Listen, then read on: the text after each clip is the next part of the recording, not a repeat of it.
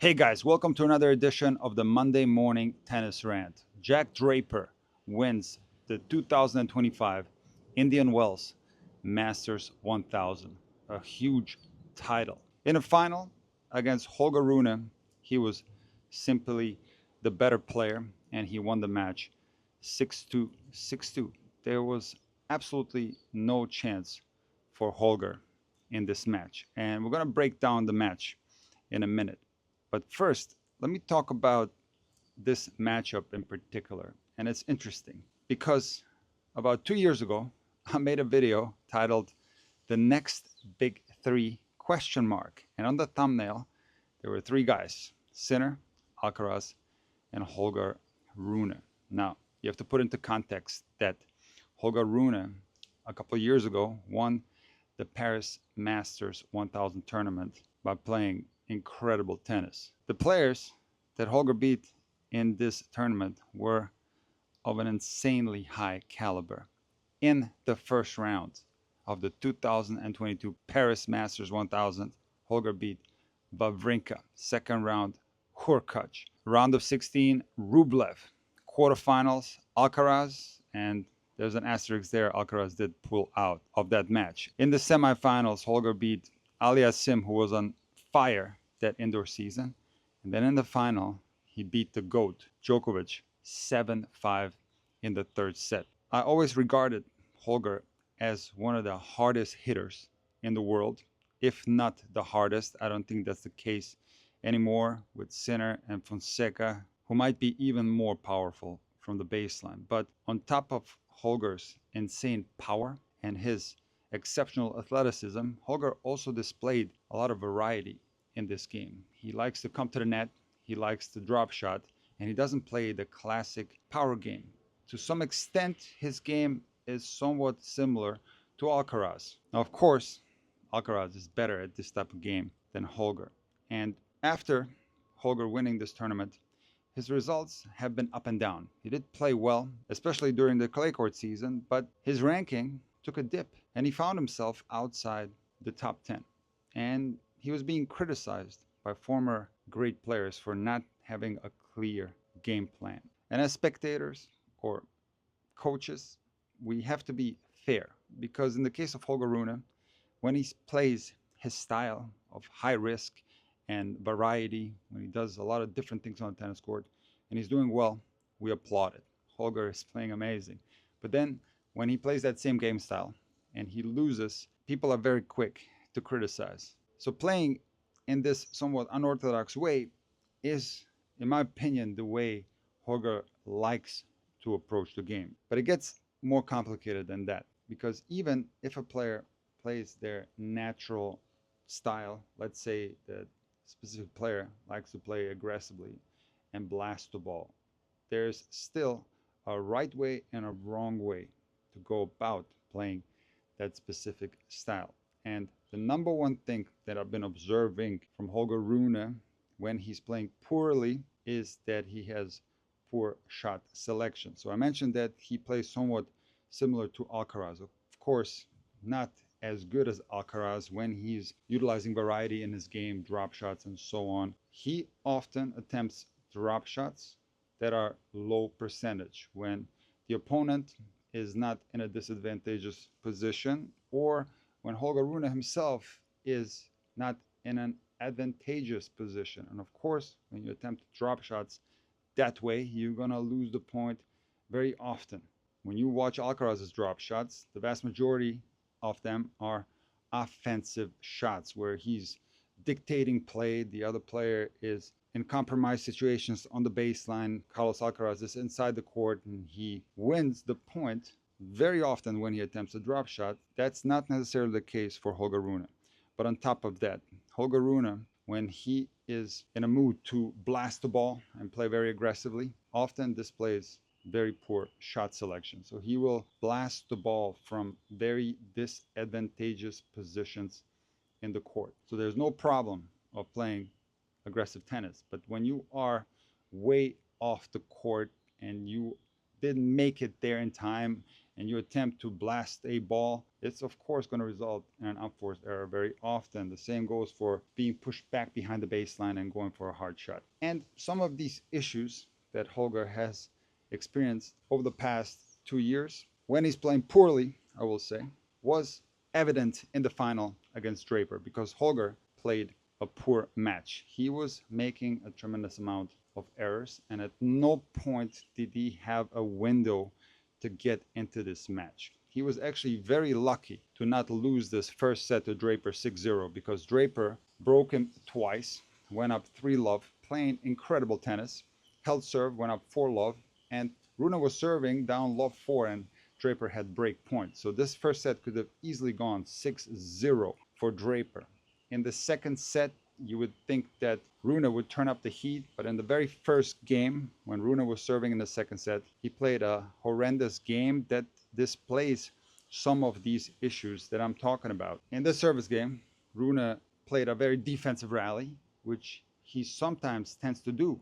So he doesn't always blast. Sometimes he just keeps the ball in play, and often his balls tend to be a little bit short. So he paid the price in this service game, and Draper hit a very easy forehand winner off a very short and loopy backhand from Rune. Then on the next point, Rune told himself, I'm going to be aggressive. And on the very first ball that he got after the serve, he absolutely clobbered the forehand and committed an unforced error. Then down 15-40 in that game, Rune decided to serve and volley. And the first time he did it, it worked. And the second time he did it, he let a return go. He thought it was going to go long, and it landed on the line. So now he was down 6-2 in the break. And Draper was playing extremely solid tennis, not making a lot of unforced errors, and most importantly, serving exceptionally well. There was a stretch of a few games where Rune got into the match a little bit more. He was pumping himself up, but like I said, Draper was just too solid.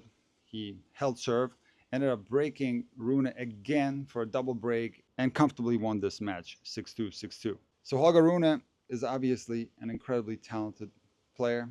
I thought that he was going to be part of the next big three, but it didn't turn out that way. In my opinion, I think Holger likes to play with a lot of variety. Holger also has tremendous firepower, and when he's playing well, he can blow guys off the court. This was for sure evident in some of the matches that led up to the final. Making a final of a Masters Series 1000 is a great result for Holger. But this match against Draper also displayed some problem areas. And to me, it often seems like there is no in-between zone for Holger. It's either him playing a tad too passive or him playing overly aggressive. And the amount of times that his forehand sprayed long, quite frankly, reminded me of the Finding a Racket series that recently ended. Of course, this goes down 1,000 levels in play, but one of the biggest issues that I've been having on my forehand in recent times with the Bevel Pewter Plus is that a lot of my balls are spraying long. And I had this thought that the forehand of Holger Rune goes long so often. We say that a lot of players benefit from switching to the Babolat Pure Arrow, but I think in Holger's case, he doesn't really need that racket. Maybe he could benefit from a tad more muted setup, whether it's the strings or going to a more control-oriented racket might help him get more forehands in the court, because I've analyzed Holger Rune's forehand, and it is a very interesting forehand. He hits it very differently in practice compared to a match. It's more technically sound in a match than it is in practice, but overall, the forehand does look a tad mechanical at times. It is definitely the side that it's going to break down quicker, and Draper knew this before going into the match because he was attacking his forehand a lot, and Holger did give him a lot of errors off that side. And last but not least, what worries me about Holger Rune is his inability to turn matches around when he's playing at his worst. I covered the match at the US Open where he lost to Nakashima. He lost in 3 easy sets in the first round of the US Open, unable to change up his game plan or do anything to give himself chances to get back into the match. And this final against Draper was exactly that. Holger just didn't figure out a way how to get into this match, and he got destroyed out there. So on top of all the things that I mentioned, what I think Holger needs to work on is when he's playing at his absolute worst, is finding solution to make these matches closer more often. I talked last year when Nadal retired about his ability to make matches tight when he is down even 5-0. He might not win the match, but this is going to have a positive effect on the next tournament. When you lose a match 2-2, you're going to feel one way about it. But let's say that Rune got into this match and made that second set more tight, more complicated, kind of like Alcaraz did in the third set against Draper. You're going to feel a lot better about yourself having given yourself a chance going into the next week. Losing 2-2 in a final without any chances, I think mentally that's going to be a tough pill to swallow. But all in all, this is a positive week for Holger Rune. He's got Miami coming up, and of course his favorite time of the year on clay, where his game is more stable compared to other surfaces. That's where the variety that he does possess in his game helps out tremendously. And maybe he doesn't feel the need to go out there and blast guys off the court. He's comfortable staying in the rallies a little bit longer. So Holger can try to build on this week and get himself deep into that top 10 where he belongs. But now it's time to talk about Jack Draper. And I'm going to relate this to the beginning of the video where I talked about the next big three. And in 2023, Jack Draper finished the year ranked 61 in the world. And of course, that's a phenomenal result, being in the top 100. But I'm going to be honest with you, I did not have Jack Draper on my radar at all. I did say in some of my other videos that somebody that can threaten Sinner and Alcaraz might be a newcomer, for example, Fonseca, who just won the Phoenix Challenger by beating Bublik in the final. Fonseca is developing very nicely at a very nice pace. Or it can be someone who's already on the tour who all of a sudden makes a big push. And I would not have thought that Jack Draper was going to be the guy. And I became very impressed with Draper in 2024 during the grass court season, where he won the tournament in Stuttgart by beating Tiafoe, Nakashima, and then Berrettini in the final. Three tough opponents, especially Berrettini on grass. That final was a tough three-set match that Draper won 6-4 in the third. That was his first ATP title. He then went to Queens and in the second round took out Carlos Alcaraz, and I got very excited about Draper. And this is where I started analyzing his serve, and he has one of the best rhythms on his serve on tour. And I am going to make a full-length video on the Draper serve. Like I said in my last video, there's a lot of things that we can all learn from the Draper serve. It is excellent. But after beating Alcaraz, he then lost to Tommy Paul, and in Wimbledon in the second round he lost to Cameron Norrie. But then later in the year, he started playing well again, making the semifinals of the US Open and winning his first 500 title in Vienna. So Draper had a great 2024, but this year Draper improved even more. And what's so impressive about him is that it's such a slow, gradual improvement that he's had. And getting to know him a little bit better, he seems, first of all, like a very humble guy, a great sportsman, but also very down to earth and committed to hard work.